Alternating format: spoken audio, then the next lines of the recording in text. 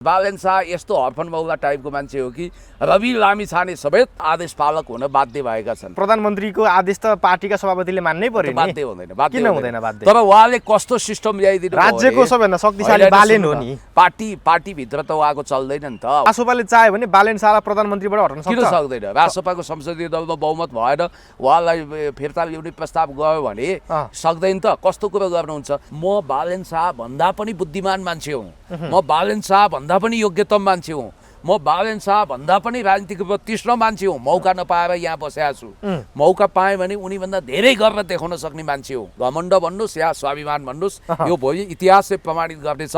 पुण्य गौतमले आज बोलेको कुरा भोलि प्रमाणित हुनेछ। अब रवि लामिछानेले घाँटीको नसा फुलाएर 100 दिनभित्र, केवल 100 दिनभित्र सहकारी पीडितको बचत हामी फिर्ता गर्छौँ भनेर भाषण गरेका थिए। अब सरकार रविको वचनको गलपासोमा पर्यो।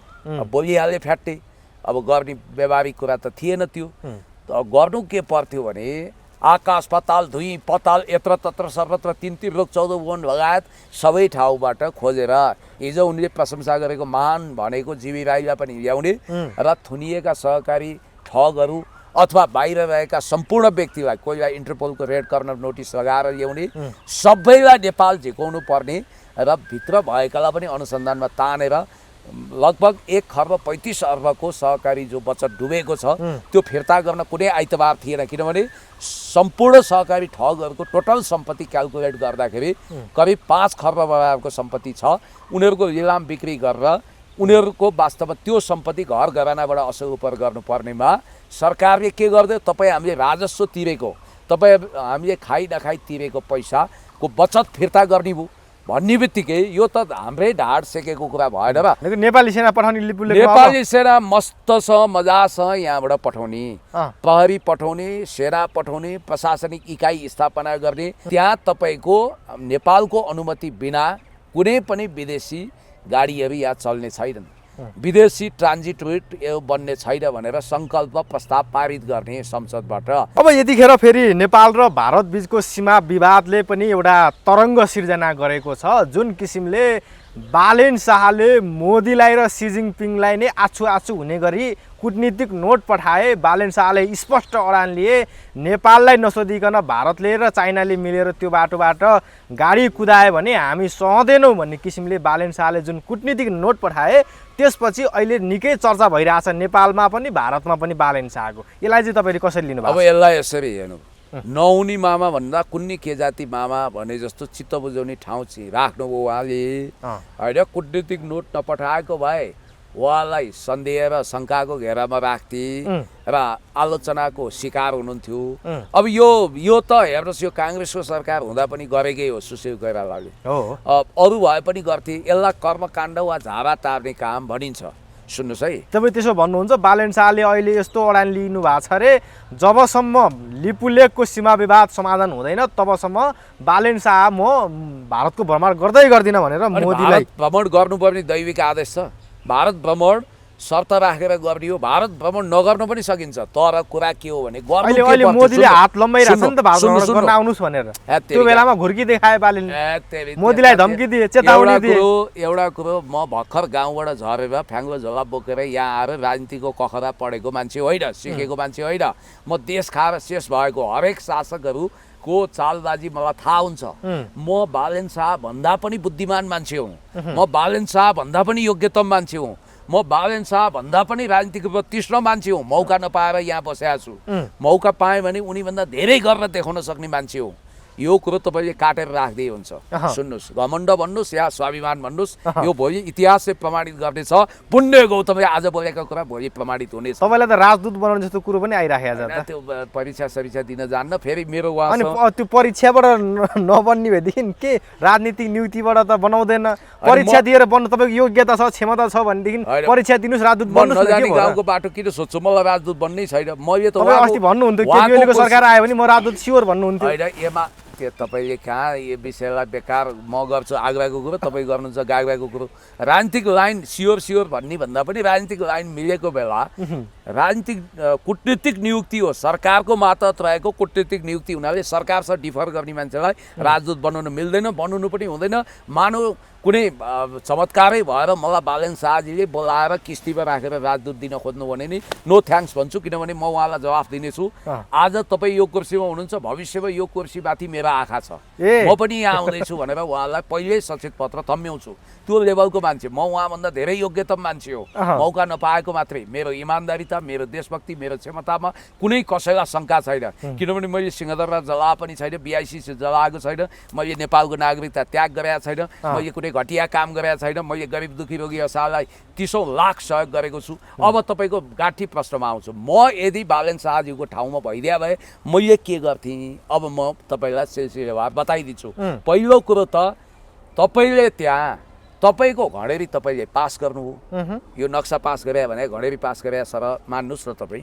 अब पर्खाल लगाउने विषयमा तपाईँले छिमेकीलाई सोधिरहनु पर्दैन, आफ्नो पर्खाल आफै लगाउनुहोस् नक्सा अनुसार। भनेको नेपाली सेना पठाउने लिपुले नेपाली सेना मस्तसँग मजासँग यहाँबाट पठाउने, प्रहरी पठाउने, सेना पठाउने, प्रशासनिक इकाइ स्थापना गर्ने, राज्यको सर्वाङ्ग मालपोत कार्य स्थापित गर्ने, वडा कार्य स्थापित गर्ने, सम्पूर्ण हिसाबले नेपालका अरू गाउँपालिका नगरपालिका जसरी चलेका छन् दार्चुलाको त्यो कालापानी लिम्पिया क्षेत्रमा सम्पूर्ण हिसाबले प्रशासनिक इकाइ बनाउने। दोस्रो, त्यहाँ तपाईँको नेपालको अनुमति बिना कुनै पनि विदेशी गाडीहरू यहाँ चल्ने छैनन्, विदेशी ट्रान्जिट रुट यो बन्ने छैन भनेर सङ्कल्प प्रस्ताव पारित गर्ने संसदबाट। तेस्रो, भारतीय राजदूत मार्फत भारतीय विदेश मन्त्रालयलाई डिप्लोमेटिक मेमो, डिप्लोमेटिक नोट पठाउने र त्यहाँ स्पष्ट रूपमा भारतीय राजदूतसँग जवाफ माग्ने। उनको जवाफ चित्त नबुझ्दो भएमा जसरी भेनेजुएलाले कुनै समय पर्सना नन ग्राटा लगाएर अमेरिकाको राजदूतलाई देशबाट हटाएको थियो, त्यसै गरी निकाल्न सकिन्छ। र त्यति मात्रै होइन, अमेरिकी लाइब्रेरी अफ कङ्ग्रेस र ब्रिटिस लाइब्रेरीमा रहेको नेपालको सुगौली सन्धि अगाडिको 1816 अगाडिको नक्सा होस् या पछाडिको नक्सा, अस्ति भर्खरको नक्सा पनि पहिलाएर, अस्ति पनि त तपाईँको अहिले बितेर जानु हो भैरव रिसालले त्यहाँ गएर जनगणना गरेकै हो त, गणकको रूपमा गएकै हो, सबै प्रमाण तथ्य हाम्रो छँदैछ हो। त्यो तथ्य प्रमाणको आधारमा UN मा एउटा स्पेसल रेजोल्युसन पास गरेर भेटो पावरवाला रुस र चीनले हामीलाई साथ दिन्छ।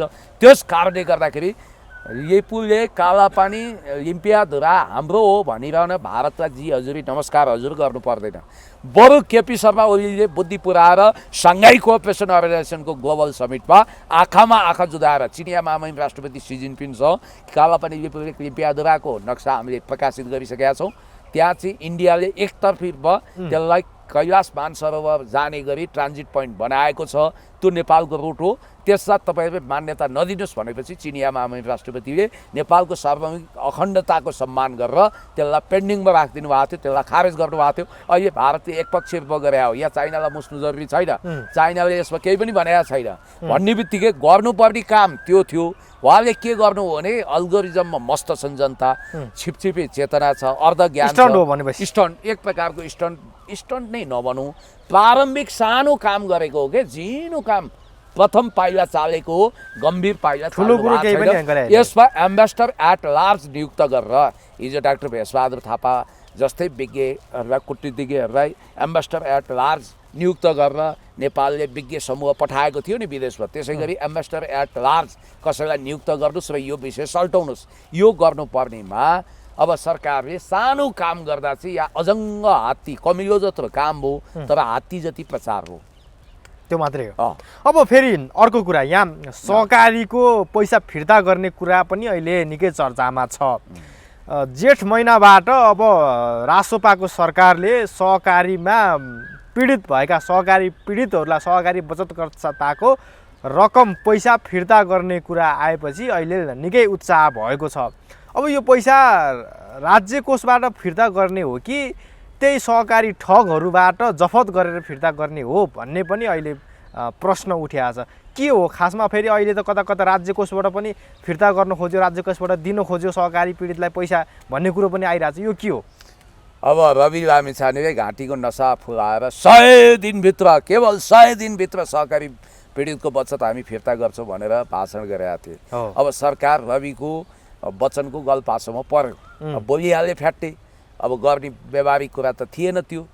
गर्नु के पर्थ्यो भने आकाश पाताल धुई पताल यत्र तत्र सर्वत्र 3 14 वन लगायत सबै ठाउँबाट खोजेर हिजो उनले प्रशंसा गरेको महान भनेको जीवी राईलाई पनि ल्याउने र थुनिएका सहकारी ठगहरू अथवा बाहिर रहेका सम्पूर्ण व्यक्तिलाई कोहीलाई इन्टरपोलको रेड कर्नर नोटिस लगाएर ल्याउने सबैलाई नेपाल झिकाउनु पर्ने र भित्र भएकालाई पनि अनुसन्धानमा तानेर लगभग 1.35 अर्बको सहकारी जो बचत डुबेको छ त्यो फिर्ता गर्न कुनै आइतबार थिएन किनभने सम्पूर्ण सहकारी ठगहरूको टोटल सम्पत्ति क्याल्कुलेट गर्दाखेरि करिब 5 खर्ब बराबरको सम्पत्ति छ उनीहरूको लिलाम बिक्री गरेर उनीहरूको वास्तवमा त्यो सम्पत्ति घर घरानाबाट असर उपर गर्नुपर्नेमा सरकारले के गर्दै तपाईँ हामीले राजस्व तिरेको तपाईँ हामीले खाइ नखाइ तिरेको पैसाको बचत फिर्ता गर्ने भयो भन्ने बित्तिकै यो त हाम्रै ढाड सेकेको कुरा भएन र अब यही सहकारीकै पैसा फिर्ता गर्नको लागि भनेर अहिले अध्यादेश पनि ल्याइदियो सरकारले यो रविलाई बचाउनको लागि अध्यादेश ल्याए कि क्या हो भन्ने शङ्का पनि गरिरहेछन् गर्न त मान्छेले यो चाहिँ के हो ए भाइ यस्तो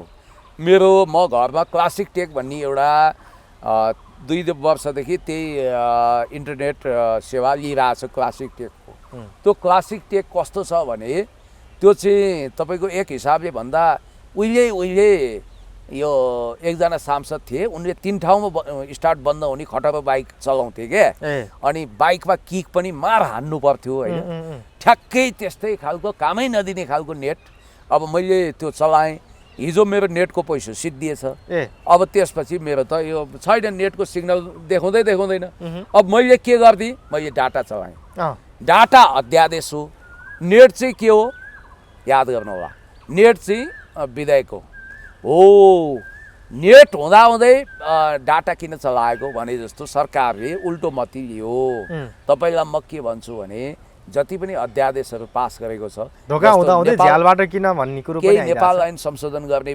अध्यादेशहरू अन्य कानुनहरू मूल ढोका हुँदाहुँदै जसकेलोबाट किन छेप्ने चोर ढोकाबाट किन छेप्ने अध्यादेश राज भनेको त संसदलाई छलेर सार्वम जनताले चुनेर पठाएका प्रतिनिधिलाई पङ्गु बनाएर कानुन निर्माण गर्ने विधि हो त्यो भनेको कस्तो भने बिजुली नआउँदा इन्भर्टर वा जेनेरेटरबाट काम चलाउनु पर्छ वाइफाई नहुँदा डाटाबाट काम चलाउनु पर्छ हो त्यो भने जस्तो यहाँ संसद थिएन संसद डिजल भएको थियो भने त्यतिखेर गर्ने के हो भने अध्यादेश ल्याउनु पर्छ जरुरी कानुन बनाउनु पर्यो जस्तो साइबर लहरू बनाउनु पर्यो एन्टी टेररिस्ट कानुन बनाउनु पर्यो अर्को पड्को तेलको धुप भने जस्तो इमर्जेन्सी राइट बाले जस्तो हो तर यो सरकारले संसद छलेर धन्न बजेट अधिवेशन सुरु गर्न थालेछ 28 गते नत्र त्यसलाई पनि यसले अध्यादेशबाट ल्याउन खोजिरहेको थियो अझ भनेपछि यो सरकारले उल्टो मती लिएको छ उल्टो गति लिएको छ अध्यादेश राज गर्न खोजेको छ यो बिल्कुल गलत छ र तपाईँलाई मैले भनिहालौँ राष्ट्र ऋण उठाउने विधेयकहरू पास गर्नु छ धेरै कानुनहरू बनाउनु छ अब विधेयकहरू भने कस्तो भने संसदमा विधान समितिले पेश गर्छ संसदमा तल्लो सदनमा उत्पत्ति हुन्छ त्यसपछि तल्लो सदनको प्राकृतिक स्रोत साधन सम्बन्धी भयो भने 2/3ले पास गर्छ नभए सामान्य बहुमतले पास गरेर माथिल्लो सदनमा लगिन्छ उहाँहरूको कम्फर्टेबल मेजोरिटी छ उहाँहरूलाई 2/3 पुर्याउनु पर्यो भने नि समस्या छैन आइहाल्छन् महावीरहरू अर्का एकजना मयूरको पाख जोडेको काग पनि छन् त्यहाँ होइन जो अनेक अभिनय गर्ने फन्डावाद छन् तिनीहरूलाई यसो हड्डी फ्याँक्यो भने ती पनि दौडिएर आइहाल्छन् भन्ने बित्तिकै उनीहरूलाई कुनै पनि आइतबार कोर्नु पर्दैन एकदम स्ट्रङ मेजोरिटीको गभर्मेन्ट छ अब त्यस्तो बेलामा उनीहरूले फास्ट ट्र्याकबाट पनि कानुन पास गर्न सक्छन् दुवै सदनले पास गरेर राष्ट्रपतिका लालमोहर लगाउन पठाइन्छ विधेयकहरू जस्तो नागरिकता विधेयकले देशको सिक्किमीकरण फिजीकरण गर्छ भनेर अब राष्ट्रपतिले या त अदालत पठाउनु पर्ने या डस्टबिनमा हाल्नु पर्नेमा विद्यादेवी भण्डारीज्यूले अदालतमा पठाएर डस्टबिनमा हालिदिनु भयो रामचन्द्र पौडेलले त्यही भुल गरे उनको शिरमाथि अहिले महाभियोगको डेमोक्रेसीको तरवार झुन्डिएको हुनाले बेचारा त्यो कागती बेचेको इतिहासको सम्झना गर्दै रोएर उहाँले त्यहाँ सिग्नेचर गर्नुभएको छ त्यसकारण यो अध्यादेश जो राज गरिएको छ यो बिल्कुल गलत छ यसले गलत म्यासेज दिएको छ यो नाजायज छ अनि अर्को तपाईँले जाँदा एउटा कुरा थाहा पाउनुभयो अनलाइन खबरमा एउटा न्युज हामी हेरौँ है शेरबहादुर देउवाको दम्पतिलाई इन्टरपोलको रेड कर्नर नोटिस जारी भएको छ यो तातो न्युज हो भर्खरै नोटिस जारी गर्नको लागि आवश्यक कागज जुटाउनु भनेको छ म अनलाइन खबर एकचोटि हेरेर के रहेछ तपाईँलाई यो अलिकति स्मरण पनि गराउँछु किनभने यो धेरै महत्त्वपूर्ण आजको हट न्युज हो अब हेर्नुहोस् कुनै बेला अरूलाई रेड कर्नर नोटिस जारी गर्नेहरू आज आफै रेड कर्नर नोटिसको शिकार हुँदैछन् अब यहाँ म हेर्दैछु रेड कर्नर नोटिसको के रहेछ किस्सा कहानी यहाँ आइरहेको छ शेरबहादुर देउवाको दम्पति अहिले कहाँ हुनुहुन्छ तपाईँलाई केही इन्फर्मेसन छ? सिङ्गापुर वा हङकङमा भएको भन्ने कुरा आएको छ या के रहेछ समाचार एकचोटि हामी हेर्छौँ। अनि दीपक भट्ट र सुलभ अग्रवाललाई थप 12 दिन हिरासतमा राख्ने भए अदालतको अनुमति आयो। र अर्को कुरो के भने छोडिसकेको उसलाई गोल्छा शेखर गोल्छालाई फेरि समाएको छ। अब यो कस्तो भने तपाईँको उद्योगी व्यवसायीहरूलाई के गर्नु पर्थ्यो भने आर्थिक दण्ड दिनु पर्थ्यो, करको दायरामा ल्याउनु पर्थ्यो, तर सरकार उल्टो गति हिँडिरहेको छ। अब यहाँ आयो एउटा न्युज के आयो भने तपाईँले हेर्नु होला, अब यो सुकुम्बासीहरू लाखौँको सङ्ख्यामा कुनै दिन सिंहदरबार कब्जा गरे भने, बालुवाटार कब्जा गरे भने आश्चर्य मान्नु पर्दैन है तपाईँले, किनभने धेरै मानिसहरू अहिले आतङ्कित भएका छन्, धेरैको रोजगारी छिनिएको छ। ती सुकुम्बासीहरूको नेतृत्व हर्का साम्बाङले गरे मात्रै त होइन, उहाँले गर्छु भन्नुभएको छ होइन। देशव्यापी रूपमा स्वस्फूर्त पनि सुकुम्बासी आइरहेका छन्। र तपाईँलाई मैले यति कुरो भनौँ कि हैरान परेशान भएका बिचरा यी सुकुम्बासी यहाँ आएको रहेछ न्युज, म तपाईँलाई यहाँ पढिरहेपछि सुनाउँछु। यहाँ के आएको रहेछ भने याद गर्नुहोला, देउवा दम्पति विरुद्ध रेड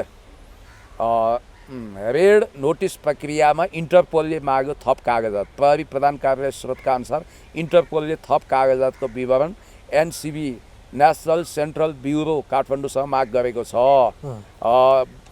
23 वैशाख काठमाडौँ पूर्व प्रधानमन्त्री एवं नेपाली काङ्ग्रेसका पूर्व सभापति शेरबहादुर देउवा र उनको पत्नी एवं परराष्ट्र मन्त्री डाक्टर आरजु राणा देउवा विरुद्ध रेड नोटिस जारीको लागि इन्टरपोलले थप कागजात माग गरेको छ। प्रहरी प्रधान कार्यालय स्रोतका अनुसार इन्टरपोलले थप कागजातको विवरण नेसनल सेन्ट्रल ब्युरो एनसिबीसँग माग गरेको। रेड नोटिस अहिले प्रक्रियामै छ। इन्टरपोलले थप आवश्यक कागज माग गरेको छ, एक उच्च प्रहरी अधिकारीले अनलाइन खबर छ बताए। गत चैत 24मा देउवा दम्पति विरुद्ध पक्राउ पूर्जी जारी भएको थियो। सम्पत्ति शुद्धिकरण अनुसन्धान विभागको पत्रको आधारमा काठमाडौँ जिल्ला अदालतले उनीहरू विरुद्ध पक्राउ पूर्जी जारी गरेको थियो। पक्राउ पूर्जी जारी भएसँगै देउवा दम्पतिलाई नेपाल ल्याउने प्रक्रिया अगाडि बढेको थियो। देउवा दम्पति विरुद्ध रेड नोटिसको लागि एनसिबीको काठमाडौँ नेसनल सेन्ट्रल ब्युरोले अनौपचारिक रूपमा इन्टरपोललाई पत्रचार गरेको थियो, तर इन्टरपोल भने कागजात नपुगेको भन्दै रेड नोटिस जारी गरेको छैन। पक्राउ पूर्जी जारी हुँदा देउवा दम्पति भने विदेशमा छन्। चुनावको पूर्व सन्ध्यामा 14 फागुनमा देउवा दम्पति उपचारको लागि भन्दै सिङ्गापुर उडेका थिए। त्यहाँबाट उनीहरू 7 चैतमा हङकङ पुगे। यसअघि जेन्ची आन्दोलनपछि उपचारको लागि भन्दै देउवा दम्पति सिङ्गापुर गएका थिए। त्यतिखेर भने उपचार गरेर उनीहरू फर्किएका थिए भनेर यसरी आएको छ। एउटा कुरो चाहिँ बिचरा यो शेरबहादुर देउवाले कुन भाउतो चलेर 2079 साल असार 6 गते स्टेट पार्टनरसिप प्रोग्राम एसपिपी सदनमा टेबल नगर्ने निर्णय लिएपछि बिचरा यो ढङ्गको पीडामा छन्। अब उनीहरूले गल्ती गरे होलान्, भ्रष्टाचार गरे होलान्, बेग्लै कुरा, तर मूल उनीहरूलाई खेदाइ हुनुको कारण काङ्ग्रेसलाई भाङ्ग्रेस बनाउने गरी अर्काले कब्जा गर्नुको कारण चाहिँ एसपिपी विरुद्ध देउवा केपी शर्मा ओलीज्यूकै लाइनमा उभिनु नि हो। अहिले भर्खरै रासोपाको नेताहरूको काण्ड भटाभट सार्वजनिक भइरहेको अवस्थामा जगदीश खरेलको पनि यतिखेर नयाँ काण्ड सार्वजनिक भएको छ। स्मार्ट टेलिकममा 30 अर्ब बढीको लुट भ्रष्टाचार गरेको जुन अनुसन्धानको घेरामा अब जगदीश खरेल पर्ने भइसकेपछि सुटुक्क स्विजरल्यान्ड भागे भन्ने कुरो अहिले आइराखेको छ। बजारमा छ्यापछ्याप्ती भइराखेको छ। वास्तविकता के हो? जगदीश खरेल साँच्चीकै स्विजरल्यान्ड भागेकै हो त अनुसन्धानमा पर्छु भनेर भ्रष्टाचार गरेकै हो त जगदीश खरेलले? तपाईँले अहिले एकदमै सनसनीखेज बढेको तहल्का मच्चाइरहेको विषयलाई उठाउनु भएको छ। अब यहाँनिर के आएको छ भने तपाईँको म तपाईँलाई समाचार देखाइदिन्छु ठ्याक्कै। स्मार्ट टेलिकममा 30 अर्ब ठगी प्रकरण अनुसन्धानको घेरामा परेपछि पूर्व सञ्चार मन्त्री सुटुक्क स्विजरल्यान्ड भनेर सुशीला कार्की क्याबिनेटको तत्कालीन सञ्चार मन्त्री पूर्व सञ्चार मन्त्री र अहिले रासपाको टिकटबाट सांसद भएका यी महानुभाव चाहिँ स्मार्ट टेलिकमको यो 30 अर्ब ठगी प्रकरण सिआइबीको अनुसन्धान घेरामा परेपछि यिनी पानीमाथिको ओभानो हुन होला, यिनी साटाकसुटुक भागेर अब तपाईँको स्विजरल्यान्ड पुगेको भन्ने कुरा आयो। अब यसलाई भागेर भनौँ या उनको भ्रमण भनौँ, जे भनौँ, यो बेला अनुसन्धानबाट छलिनको लागि, जबकि तपाईँलाई थाहा छ स्मार्ट टेलिकमको त्यहाँको पदाधिकारीहरूलाई अहिले पक्राउ गरिसकेका छ राज्यले। पक्राउ गरिसकेको अवस्थामा आफू पनि अनुसन्धानको घेरामा म तानिन्छु भन्ने भयले यिनी विदेश पलायन भएको, कुलेलाम ठोकेको अथवा स्विजरल्यान्डमा गएर हिसाब किताब मिलाउन खोजेको भन्ने कुरा आएको छ। र जनआस्थाले यो विषयमा अलि अगाडि नै डिटेल्स छापेको थियो कि कसरी स्मार्ट टेलिकममा घपलाबाजी हुन खोजेको थियो, कसरी रफू चक्कर चलेको थियो। त्यो सरकार अलिकति टिकेको भए के हुन्थ्यो, अख्तियारको ध्यानाकर्षण तपाईँको नभएको भए के हुन्थ्यो भन्ने कुरा। जगदीश खरेल चाहिँ कसरी जोडिएछ क्या त्यो स्मार्ट टेलिकमको 30 अर्ब घोटालामा कसरी जोडिए जगदीश खरेल? जगदीश खरेल सञ्चार मन्त्री थिए। स्वाभाविक रूपमा यो स्मार्ट टेलिकमले लाइसेन्सहरू दिँदा ठेक्का गर्दाखेरि ठेक्का टेन्डर प्रक्रियामा लाइसेन्सको प्रक्रियामा ठुलो कमिसनको खेल हुन्छ। योभन्दा अगाडि तपाईँलाई मैले भनिहालौँ, यो सेक्युरिटी प्रिन्टिङ प्रेस खरिदमा विकल्प पौडेल, सुनिल पौडेलको काण्डहरू आयो, धेरै कुराहरू आयो। त्यसकारण यी कुराहरू भने हाई प्रोफाइल, टेलिकममा जति ठुलो घपला नेपालमा मात्रै होइन संसारमा कुनै पनि सेक्टरमा हुँदैन। टेलिकम्युनिकेसनमा अहिले सबभन्दा ठुलो बजेट छ। त्यस कारणले गर्दाखेरि त्यहाँ ठुलो घपलाबाजी, ठुलो भ्रष्टाचारको आशंका गरिएको छ र त्यसमा खुद आफूलाई आदर्शको मसिहा बताउने र आफूलाई सञ्चारकर्मी बताउने र हट सिटमा राखेर अरूलाई राखराख्ती पार्ने कुनै सबैको सञ्चारकर्मी अहिलेको राष्ट्रपा सांसद उनी प्रष्टबाट भागेर हिँडिरहेका थिए र अहिले अचानक स्विजरल्यान्ड अवतरित भएको भन्ने कुरा आएको छ। तर हामी यति कुरा भन्छौँ कि अनुसन्धान हुँदैमा त्यो मान्छे दोषी भइहाल्यो, भ्रष्टाचारी भइहाल्यो, घुस खाइहाल्यो, त्यसले लुड्याइहाल्यो भन्ने होइन। तर उहाँको चाहिँ अलिकति पृष्ठभूमि बढी संदिग्ध देखिन्छ। किनभने मैले तपाईँलाई बताइहालौँ, ती महानुभावलाई मैले 2060 सालतिर भेटेको हुँ। त्यतिखेर उनी साधारण किसिमको एफएम सेफएममा काम गर्ने, टेलिभिजनमा भर्खरै छिरेको व्यक्तिको रूपमा थिए। कोठाबाट तिर्न मुस्किल थियो। अहिले मैले सुनेसम्म उनीसँग विलासी महल गाडीहरूको काफिला छ, कुनै कमी छैन। धन दौलत औला दौला सबै नगद श्री सम्पत्ति थुप्रो छ। धन्न उनी अहिले अब तपाईँको मन्त्री भएर पहिला उनले बुझाएको विवरण बाहिर आएको छैन, त्यो दिनु पर्दैन, पब्लिकलाई जान्न चाहँदैनन्। पब्लिकको कन्सर्नको विषय हो। सुशीला कार्की क्याबिनेटका मन्त्रीहरू, ती मन्त्रीहरूले घपला के अरे तिनको सम्पत्तिको विवरण पनि त पब्लिकलाई दिनु पर्ला नि त। त्यस कारणले गर्दाखेरि दुधको दुध पानीको पानी छुट्टिनु होइन। जगदीश खरेल डराएर त्यसरी भाग्नुपर्ने, लुक्नुपर्ने अवस्था के थियो क्या? किनभने अहिले सरकार आफ्नै छ, आफ्नै पार्टीको बालेन शाहको सरकार छ। जगदीश खरेल त रवि लामिछानेको नजिकै पात्र हुन् भनेर पनि चिनिन्छन्। अनि बालेन शाहको मन्त्रीमण्डलमा जुन अवस्थामा भएको बेलामा चाहिँ जगदीश खरेललाई कसैले अनुसन्धानमा तान्ला, त्यो पावर होला कसैसँग? सुन्नुहोस्, एउटा कुरा के हुन्छ भने संवैधानिक कुराहरू धेरै हुन्छ, अनुसन्धानका कुराहरू धेरै हुन्छ। राज्यले नियमित कामहरू गर्नुपर्छ। जस्तो यो विषयमा अब यो सरकारले यो पनि देखाउन चाहेको होला कि हामी राष्ट्रसभाका सांसदलाई पनि छोड्दैनौँ भन्ने होला, अर्को गुटबन्दीको पनि प्रभाव होला। तेस्रो थेगी नसक्नुको भ्रष्टाचार काण्ड भित्रभित्रै पन्पिन खोजेको हो भने त्यो विषयमा त छानबिन गर्नुपर्छ। अब जनआस्थाले दाबी गरे अनुसार यो टेलिकमको यो जुन कमिसन ठेक्का काण्ड छ, कमिसनवाला काण्ड छ हो, यो काण्डलाई चाहिँ योभन्दा अगाडि नै मैले तपाईँलाई स्पष्ट रूपमा भनौँ कि योभन्दा अगाडि नै राज्यले अनुसन्धान गर्न खोजेको भन्ने कुरा आएको थियो, योभन्दा अगाडि नै।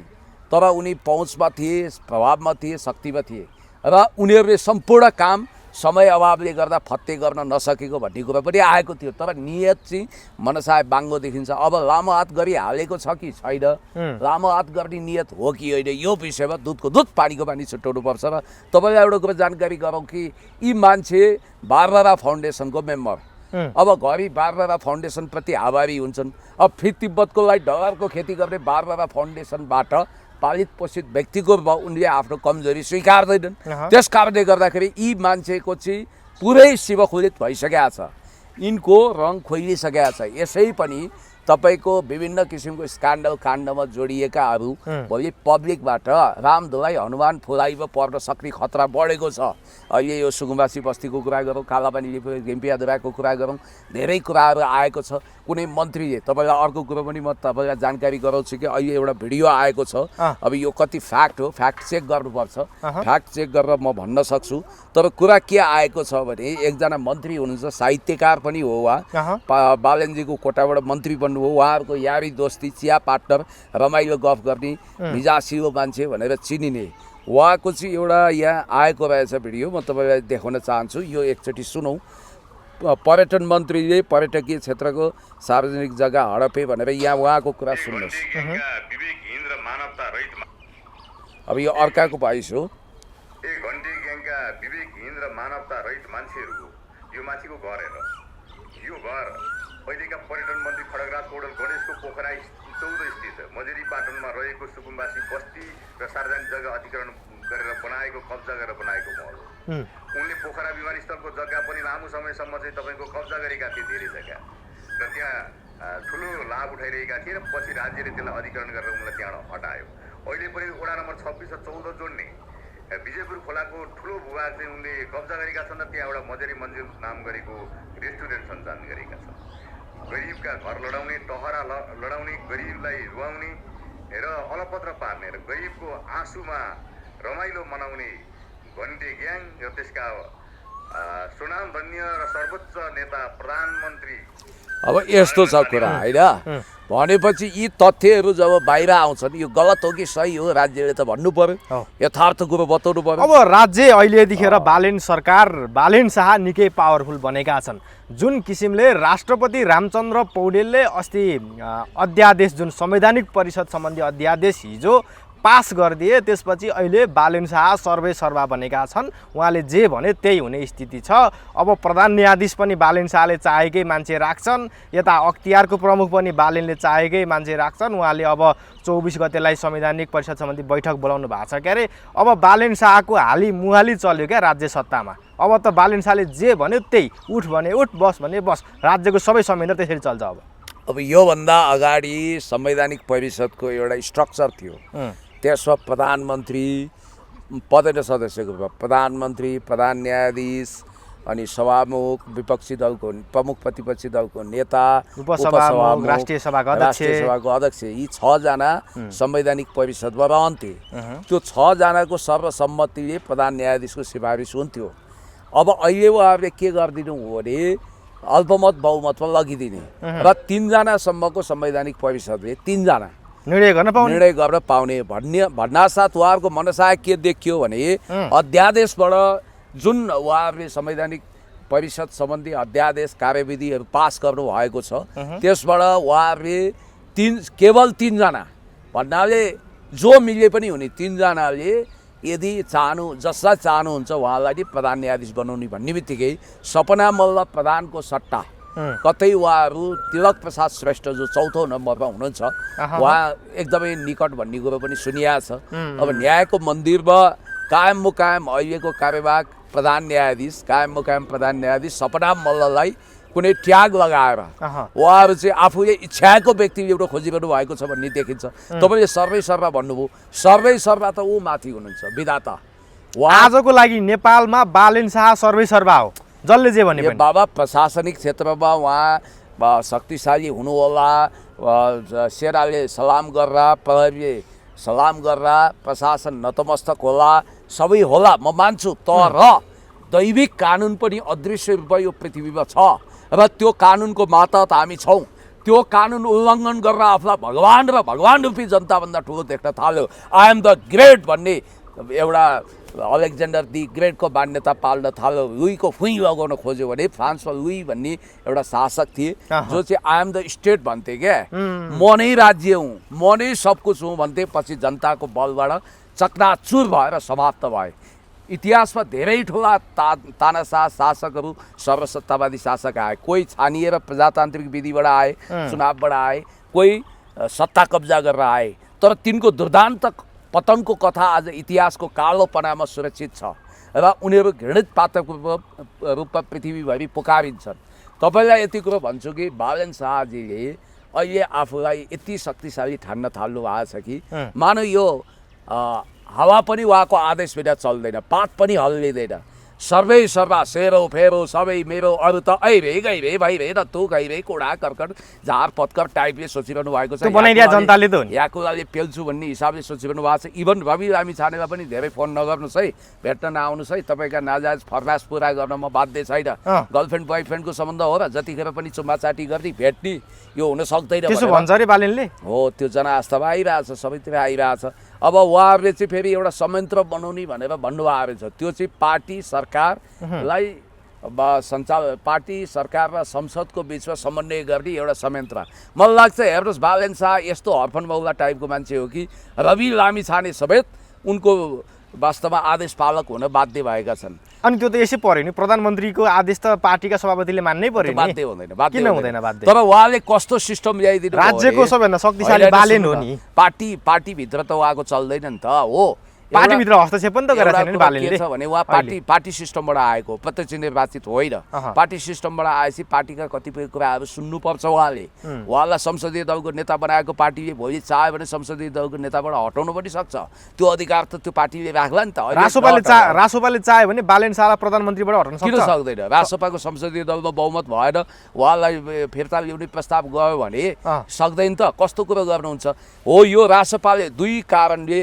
तीनटा हिसाबले बालेन शाह अहिले तपाईँको तत्काल अथवा पछि शक्तिहीन हुन सक्छन् प्यारालाइज हुन सक्छन् पोलिटिकली है त्यही भएर एउटा पावर भएको बेला गरिदिहालौँ भनेर गरिहाल्यो बालेनले एउटा दैविक दण्ड त्यो खतरनाक हुन्छ दैवको अदृश्य दण्ड नजाने पापहरूको कारण विभिन्न किसिमको कर्मको कारण मान्छेलाई बर्सिन्छ त्यो दैविक दण्डले मान्छे सखाप हुन्छ एउटा दोस्रो चाहिँ जनविद्रोह ठेगी नसक्नुको जनविद्रोह भयो भने जसरी केपी शर्मा ओलीको सरकार कालापानी लिम्पियाद्वाराको महान सूची नक्सा जारी गर्ने ट्रान्स हिमालयन मल्टिडाइमेन्सनल कनेक्टिभिटी नेटवर्कको नेपाललाई हिस्सा बनाउने नेसनल प्राइड प्रोजेक्टहरू खास गरी राष्ट्रिय गौरवको आजरा सुरुङ मार्गदेखि हाम्रो गाउँ निजगढको फास्ट ट्र्याकसम्मको सबै आधारहरू तयार गर्ने केपी शर्मा ओलीज्यूलाई जसरी जेनजी आन्दोलनको नाममा घुसपैठ गरेर नक्कली जेनजीहरूले 10,000को सङ्ख्यामा गएर गैर संवैधानिक ढङ्गले टोपल डाउन गरेर उहाँलाई हटाएर यो संविधानले नचिन्ने सुशीला कार्कीको सरकार बनाएका थिए गैर संवैधानिक सरकार भोलि मानव सुकुम्बासी गरिब भूमिहीन र सबै खाले व्यक्तिहरू जुरुक्कै उठेर नजिर त छ 10,000 मान्छेले सिंहदरबार कब्जा गरेर बालटार कब्जा गरेर संविधानले नचिन्ने र राजकीय पदमा मानवाधिकार आयोगको अध्यक्ष बाहेक कुनै पनि हुन नपाउने व्यक्तिलाई लगेर प्रधानमन्त्री बनाइदिन्छन् भने भोलि कुनै पनि दिन यही जनता जुरुक्कै उठेर लाखौँ जनता उठेर नारायण एटीमा राजालाई सिरपेच लगाइदिए भने पनि आश्चर्य मान्नु पर्दैन पुण्य गौतमलाई प्रधानमन्त्री घोषणा गरिदिए भने पनि आश्चर्य मान्नु पर्दैन तपाईँलाई सञ्चार मन्त्री घोषणा गरिदियो भोलि भने पनि आश्चर्य मान्नु पर्दैन किनभने नजिर त बस्यो अहिले संविधान घाइते छ कोमामा छ लोकतन्त्र कोमामा छ सिस्टममा चलेको छैन त्यसो भएको हुँदा अर्को तागत भनेको रासोपासँग छ रासोपाले हिम्मतका साथ हाम्रो कुरा उहाँले केही पनि खानु भएन उहाँले हामीलाई बर्बाद बनाउनु भयो अब पब्लिकको रामदुलाई हनुमान फुलाइमा हामी पढ्न सक्छौँ घेराबन्दीमा पढ्न सक्छौँ भनेपछि त्यो भएबाट भयाक्रान्त भएर अनि सर्वसत्तावादी जसलाई अङ्ग्रेजीमा टोटालिटेरियन भन्छ टोटालिटेरियन तरिकाले अधिनायकवादी तरिकाले हर्फन मौला तरिकाले एक्लै हिँड्ने हिसाबले सभापतिलाई पनि धारे हात लगाउने लोप्पा खुवाइदिने हिसाबले जानु हो भने त्यो पार्टीभित्र मोर्चाबन्दी गरेर त्यो पार्टीको संसदीय दलमा उहाँलाई अल्पमतमा राख्यो भने उहाँको सरकार तत्काल ढल्छ। अब अहिले जुन किसिमले बालेन शाहले जुन हरकत गरिराखेका छन् सुकुम्बासी बस्तीतिरदेखि हरेक ठाउँमा गरिराख्दाखेरिमा हर्क साम्पाङले यतिखेर बालेन शाहको निरन्तर राजीनामा माग गरिराख्नु भएको छ। यसरी हर्क साम्पाङले बालेन शाहको विरोध गर्दाखेरिमा खेदो खन्दा खुट्टा तान्दाखेरिमा चाहिँ मान्छेहरूले हर्क साम्पाङको मानसिक स्थिति ठिक छैन कि क्या हो हर्क साम्पाङ मान्छे पागल हो कि क्या हो पनि भनिरहेछन् तपाईँले कसरी लिनुभएको छ हर्क साम्पाङ मान्छे पागलै हो कि के हो एउटा कुरा के सम्झिनुहोस् भने हर्क साम्पाङले सत्य कुरा बोल्नु भएको छ इमान्दार कुरा गर्नुभएको छ गरिबहरूको आँसुको बारेमा सुनवाई गर्नुभएको छ त्यो आँसु पुस्नुपर्छ उनीहरूको पीडा सुन्नुपर्छ उनीहरूलाई न्याय दिलाउनुपर्छ भनेर अगाडि बढिरहँदा इतिहासमा हमेसा सत्य बोल्ने मान्छेलाई पागल भनिएको छ बुनोलाई आगोमा फ्याँकिएको छ अनि ओरिजिन्स अफ स्पिसिसमा चार्ल्स डार्विनले प्राणीहरूको उत्पत्तिको विषयमा वैज्ञानिक तथ्यहरू दिँदा उहाँलाई पागल बनियो गौतम बुद्धलाई मार्नको निम्ति अङ्गुलीबाल खुडा लिएर गएको थियो ग्यालिलीले एउटा वैज्ञानिक तथ्य राख्दाखेरि उहाँमाथि झन्डै जानलेवा हमला भएन इतिहासमा हमेसा महाकवि लक्ष्मीप्रसाद देवकोटालाई पागल गरेर राँची गएको यही देश होइन त्यस कारण सत्यको पक्षमा न्यायको पक्षमा इन्साफको पक्षमा देश जनता विकास समृद्धिको पक्षमा हिलोबदुलोमा चटाइमा गुन्द्रीमा बसेर जसले राष्ट्रको सेवा गर्छ त्यो मान्छे भुइँ मान्छे मजदुरहरूको गरिबहरूको सुकुम्बासीहरूको आवाज बोल्ने मान्छेलाई यहाँ पागल भनिन्छ ए धन्दा सेठहरू करोडौँको चन्दाको धन्दा गर्ने भन्छन् ए बाबा यो त मिस्टर उपाध्यायहरूले लगाएको एउटा